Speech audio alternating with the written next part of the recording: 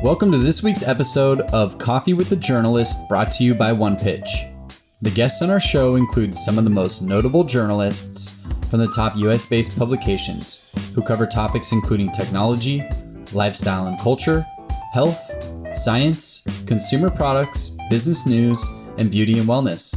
We discuss their role, the types of stories they cover, what their inbox looks like, and how they connect with sources. Head to onepitch.co and look for the video page to learn more about our new video series featuring journalists from the show. Today, we're joined by Capital B's national health reporter, Margo Snipe.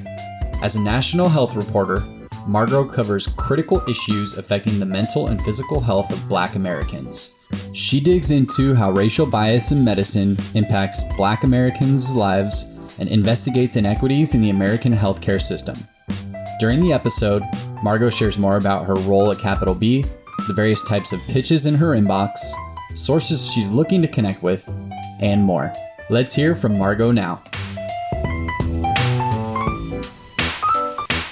Welcome, everyone. This is OnePitch's Coffee with a Journalist. I'm Beck Bamberger. I created OnePitch because publicists need a better way to understand what journalists' needs are, and also journalists can be our friends. And I also run BAM, which is an agency, also a PR marketing agency that works with all venture-backed startups. So we definitely need our media friends to help us get all those stories done. Today, oh, how exciting. Margo Snipe is here. She's from Capital B. We'll talk about Capital B in just a second. And she's the national health reporter. Welcome, Margo. Thank you so much for having me. I'm excited to be here. This is fun. We already had a fun time, Margo, with our videos so far. So we are rolling.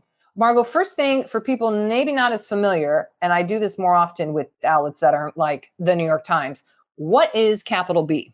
This is something I had to get used to. All my emails, when I'm reaching out to people, I have to tell them up front at the top of the email what Capital B is. And every time I have a call, I tell people what we are because no one knows yet. We just launched a few weeks ago. But Capital B is a new nonprofit newsroom founded by some amazing Black women, Lauren and Akoto. And our mission is to cover Black communities across the country.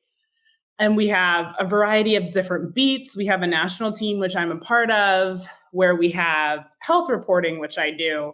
We're about to bring in an education reporter, a criminal justice reporter. We just brought in an environment reporter. So we cover big issues affecting the Black community from a national perspective. But we also have our first local newsroom in Atlanta doing the same thing, but locally within the community. Local news? Yeah. You mean Margo? Oh my God. Wow, fantastic. I love that about Capital B. It's like I can be a national reporter, but we work so closely with local news and we're trying to expand to other cities that it's still pretty local. Yes. Excellent. Okay. So now let's go into your inbox. Do you have a lot of pitches in there? What's happening? So I was at the Tampa Bay Times before Capital B. I definitely get less pitches at Capital B just because we're so new, but I'm okay with that. Yeah, you're like, wait a second, this is great. Yeah, I get a few pitches, but the pitches that I get are either really out of left field or they're very hyper specific. Okay, what's an example of like when you're like, yeah, no. You don't have to say who, by the way. You just give us general. I can read you the line of one that I got an hour ago. Gosh. Yes, we love real deal. Yes, go ahead. High THC snacks pose threat to kids. Cannabis Nurses Association experts and family nurses weigh in. Wait, what? Wait, I'm already lost. It's yeah. Okay, bad subject line. Yeah. Well, I know exactly what we're getting. Yeah. I just haven't written about edibles, at least yet. And I know that that's what the email is. Yeah. I get stuff like that. I also have one that says, as masks go down, how to keep yourself healthy with 3 simple routines. I also have a political release. It's nice to have those flowing in case you are doing a story that happens to hit on what whatever they're releasing out. But yeah, those are sitting in my inbox. Okay.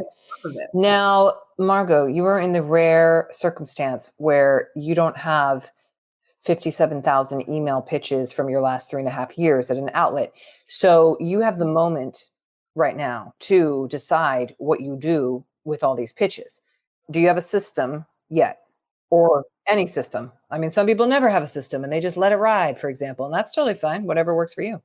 Yeah, I've always been pretty good at, I do open every email, mostly because I don't like the unread sitting high. Mm-hmm. And I don't want to miss anything. But by the time like it pops up on my phone or in my inbox, like I sort of know if it's something I'm going to read the whole thing for, or skim, or open it just so that it's not a notification in my inbox. Mm-hmm.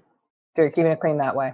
Yeah. So like right now Good. I have 7 unread emails, and they're all chains that I've already been communicating with people Oh, on. okay. So those are good, valid ones.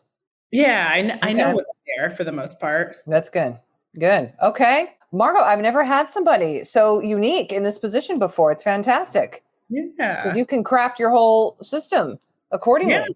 Yeah. Wow. I don't know how other people do it, but All over the place, frankly. Some are mass strict deleters, like they delete every single thing. There's quite the spectrum. Strict deleters, absolutely zero at the end of the day, every day, within minutes. Like there's definitely obsessed people, rare, but obsessed. And then there's, just let it ride. You know, I've had one person on here that had like, I think the record is like 200,000 something plus on Reddit. Yeah.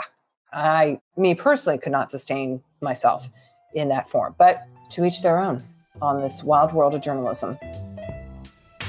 Today's interview will continue after this brief message brought to you by OnePitch.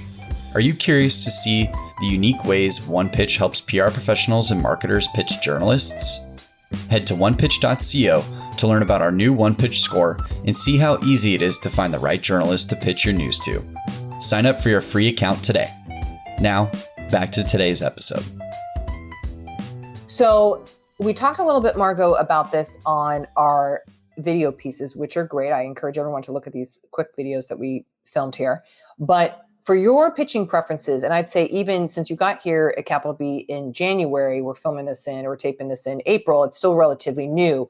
What are you looking for in a good pitch? One that you're like, yes, let me respond. It really varies because right now I'm still in the process of figuring out exactly what the health beat at Capital B should look like. Yeah.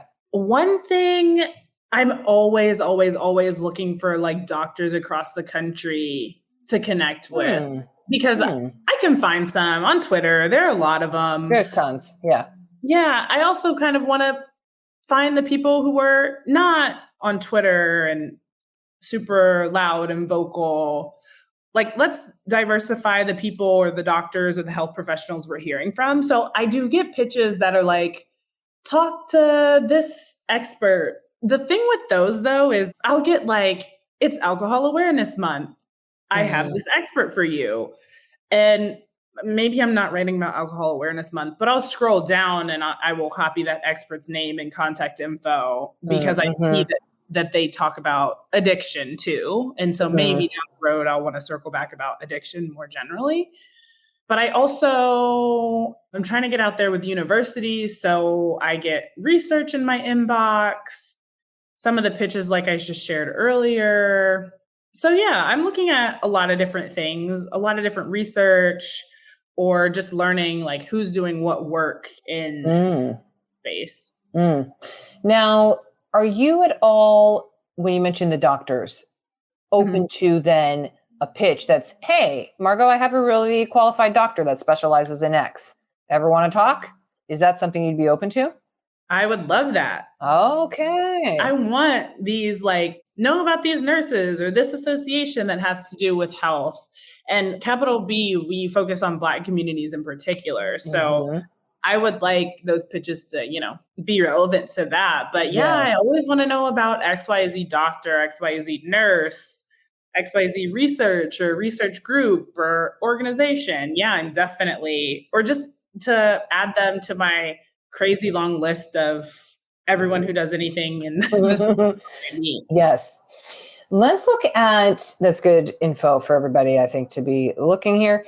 So for the couple that you've been writing so far, Margo, like the recent ones, I'm looking at your reading list on maternal and reproductive health in America. You're talking about, you have one recently about COVID-19's racial disparities, makes white people care less, but there's an exception. Mm-hmm. There's organ transplants. I mean, you kind of have in a wide range here. Is there a way in which you brainstorm or have your thinking time for a story yet? Like, are you in the shower? Are you on a walk? And you go, you know what I need to do a story about this. How are you processing your stories? Well, if you ask my editor, she will tell you that anything that crosses my mind for 2.2 seconds is like a pitch that I've like already kind of started reporting and I need to hone in. Okay. I need to be a little bit more specific about what I'm reporting on and have a shorter story list. You got you. Because there's so much, probably. But the ideas come from a lot of different places. Some of what I've written for Capital B already are stories that when I was at the Tampa Bay Times, I had written from a Tampa Bay perspective that I could circle back a year later on and do it from a national perspective. That happened with the story that I wrote about menthol cigarettes. There was also, I came across some research on COVID-19's racial disparities making white people care less. Like knowing about those racial disparities made them less vigilant about masking or social distancing. And I was like, oh my goodness. Wow. What does it mean for the work that I do? Because that's my job to like investigate disparities and highlight them. But also, what does that mean for the people who've been working in health equity forever? Yeah. Well, let's report that out and maybe write that. Yeah. People are thinking the same thing I am. And my latest was on a study that came in Lauren, one of our co-founders. It came into her inbox and she forwarded my way. And so we got to the study on embargo. So a lot of different kind of moving parts. Yeah, I'll say. So it sounds like there's no story structure necessarily that you're like, yeah, let me go to my story room and like think to myself on anything. It's like, no, it sounds like there's quite the flow of way too many stories to even tackle. Yeah, let's grab it and run with it. That's kind of I like it. I like it. Okay, Margo, in your a lot of free time of which you have, is there anything you are reading, watching, listening to, anything in there that we might also enjoy? Well, recently, to turn my brain off, I've been watching The Ultimatum. I don't know if you have tuned in. Ultimatum? No, wait. It is the wildest reality TV show. Oh, I think marry or move on. Yes. Oh, on Netflix, of course. Just to turn my brain off. But there's also like some books I have right here on the table next to me. Daring Greatly by Brene Brown. Yes. So good. Classic. I read it once. And then I was like, oh my gosh, I'm so good at vulnerability. And then I went to therapy and actually I'm not. So I'm like, let's reread the book. I love that you schooled yourself. Yeah. Never mind. Oh, that's good. Okay. Anything else? Fates and Furies. It's a Florida-based novel. And then, of course, journalism-wise, I am a big fan of Ed Young at The Atlantic and just his coverage of the pandemic, which recently has been really good at just talking about COVID deaths and how we've become so desensitized to them as a society. And it's really interesting. So yeah, that's some of what I'm reading and watching. I like it. Oh gosh. Wow. I'm looking at some of this stuff. He has an article here titled from last month, How Did This Many Deaths Become Normal? Yep. The U.S. is nearing 1 million recorded COVID-19 deaths. And we're just like, what? No big deal. Yeah. Okay. Transitioning a little hard from that, perhaps, Margo, but kind of related. What do you think the future of journalism looks like? Of course, I wouldn't be at Capital B if I didn't think our approach to journalism was super critical for the future. Mainstream and a lot of the publications we came from as Capital B staffers are super important and critical to journalism. And I also think carving out space like we have for looking at specific issues and really digging deep on them is pretty important. So I think anything that allows more space for deep dives and complexity, I think is really important. I know at Capital B, we talk a lot about the nuance just within the Black community that really in mainstream news coverage you don't get a lot of. So how can we talk to different people who think different things and be comfortable in a gray area where there's maybe not a right or wrong, or lots of different things are contributing, or whatever that might look like. But journalism that holds more space for complexity and nuance, I think, is really, really important. I have a hard time thinking that will go away. Yeah.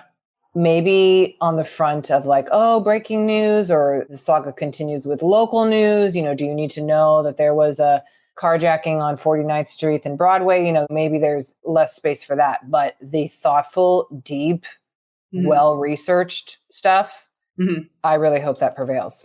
And it's going to be interesting to see what all happens.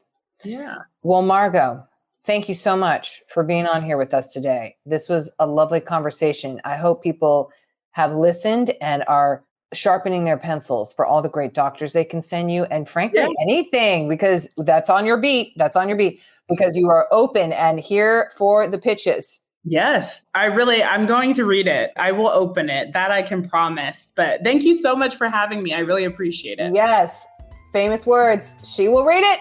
Everybody. Thanks, Margo. Bye. Thanks for listening to this week's episode of Coffee with a Journalist featuring Margo Snipe from Capital B. If you enjoy listening to our show, make sure to subscribe on iTunes, Spotify, Google Podcasts, and anywhere else you listen to podcasts. And if you have a moment, please leave us a review to share your thoughts about the show and today's guest. To learn more about the latest tools on OnePitch and to subscribe to our weekly podcast newsletter, head to our website at onepitch.co. We'll see you all next week with a brand new guest and even more insights about the journalists you want to learn more about. Until then, start great stories.